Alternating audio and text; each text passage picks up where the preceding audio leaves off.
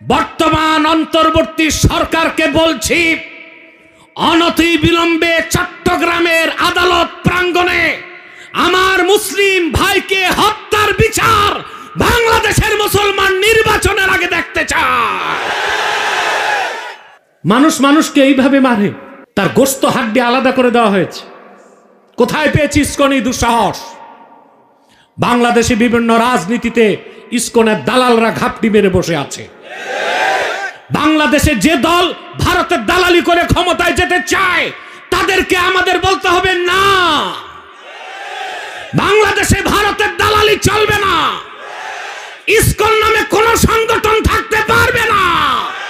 ISKCON হচ্ছে সন্ত্রাসী সংগঠন, নিষিদ্ধ করতেই হবে। অ্যাডভোকেট সাইফুলের হত্যাকারীদেরকে দ্রুত ট্রাইব্যুনালে ফাঁসির রায় দিয়ে শাস্তি কার্যকর করতে হবে। মুসলমানের ধৈর্যের বাঁধ যদি ভেঙে যায় তখন তারা আইনের পরোয়া করবে না। ভারতকে বলে দিচ্ছি, তোমাদের যত লক্ষ সৈন্য থাক, 14 কোটি মুসলমান যদি অস্ত্র হাতে তুলে নেয়, দিল্লির লাল কেল্লাতে ইসলামের ঝান্ডা উড়িয়ে দিবে ইনশাআল্লাহ। বেটা, সিংহ ঘুমায় থাকলে ঘুমায় থাকতে দাও, সিংহের কানে সুরসুরি দিও না। হুঙ্কার যখন সিংহগুলো দিবে তো হরে রাম করতে করতে পালায়াও, বর্ডার ক্রস করার টাইম পাবা না।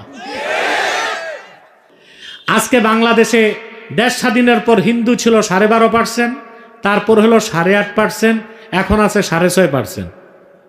কেন আমরা কি হিন্দুদের মারি? কথা বলে না। বাংলাদেশের মুসলমান কখনো আইনকে হাতে তুলে নেয় না। যেভাবে হিন্দুস্তানে আমার মুসলিম ভাইদেরকে পাখির মতো গুলি করে হত্যা করা হয়, যদি বাংলাদেশের মুসলমান অস্ত্র হাতে তুলে নিত, বাংলাদেশের সমস্ত হিন্দুগুলো হরে রাম করতে করতে হিন্দুস্তানে পালায় যেত। কিন্তু মুসলমান বিশ্বাস করে কোন হিন্দুর অপরাধে অন্য নিরীহ হিন্দুকে শাস্তি দেওয়া যায় না। তবে আশকারা বেড়ে গেছে। এবার আমাদের মজবুত হতে হবে। আমরা জাস্টিস, ন্যায় বিচারের বাইরে যাব না।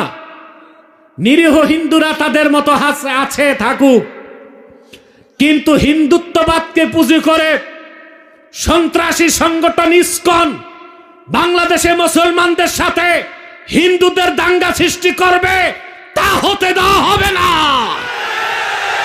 ভারতকে বলে দিচ্ছি, তোমাদের যত লক্ষ সৈন্য থাক, 14 কোটি মুসলমান যদি অস্ত্র হাতে তুলে নেয়, দিল্লির লাল কেল্লাতে ইসলামের ঝান্ডা উড়িয়ে দিবে ইনশাআল্লাহ।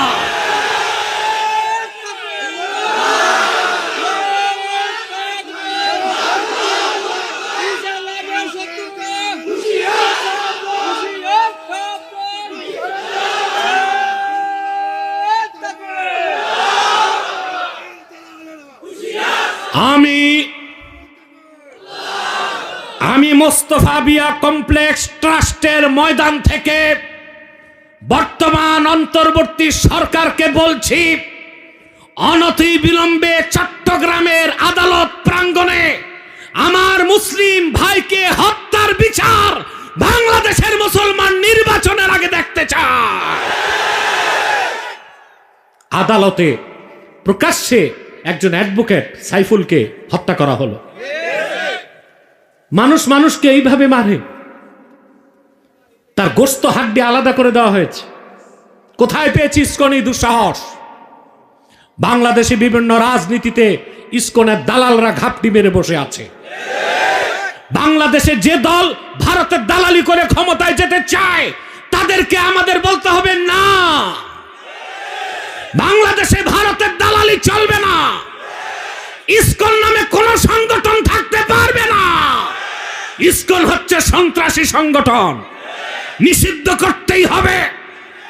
অ্যাডভোকেট সাইফুলের হত্যাকারীদেরকে দ্রুত ট্রাইব্যুনালে ফাঁসির রায় দিয়ে শাস্তি কার্যকর করতে হবে। মুসলমানের ধৈর্যের বাঁধ যদি ভেঙে যায় তখন তারা আইনের পরোয়া করবে না। ভারতে ওরা নির্যাতন করে আমাদের উপর।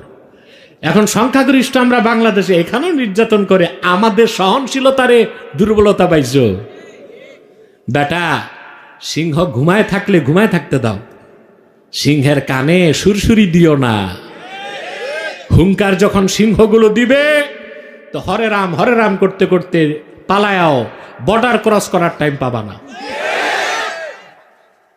আমরা এই দেশে কোনো হিন্দুর গায়ে হাত দেই না, দেই? তো হিন্দুর সংখ্যা কমছে কেন? প্রশ্ন আসে না? বাংলাদেশ জনসংখ্যা অধিদপ্তর 2021 সালে দেখেছে নাটকীয়ভাবে হিন্দুদের প্রজনন ক্ষমতা কমে যাচ্ছে।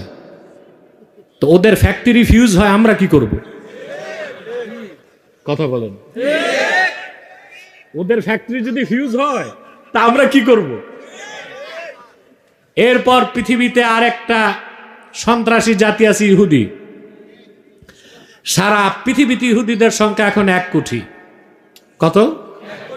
আন্ডা বাচ্চা সহ মাত্র 1 কোটি। ইহুদিদের সংখ্যা কমে যাচ্ছে কেন? গবেষকরা দেখেছে মানুষের সন্তান হবার জন্য ক্রোমোজোম লাগে, সেক্স ক্রোমোজোম। পুরুষকে আল্লাহ দিয়েছেন সেক্স ক্রোমোজোম XY, মহিলাকে দিয়েছেন সেক্স ক্রোমোজোম XX। বুঝেন না? তো গবেষণায় দেখা গেছে ইহুদিদের সেক্স ক্রোমোজোম নষ্ট হয়ে যাচ্ছে। আমার আল্লাহর কথা, যা আমার নিরীহ মুসলিম বান্দাদের ফিলিস্তিনে বোমা মারবা, আল্লাহ জায়গা মতো বোমা মেরে দিছে।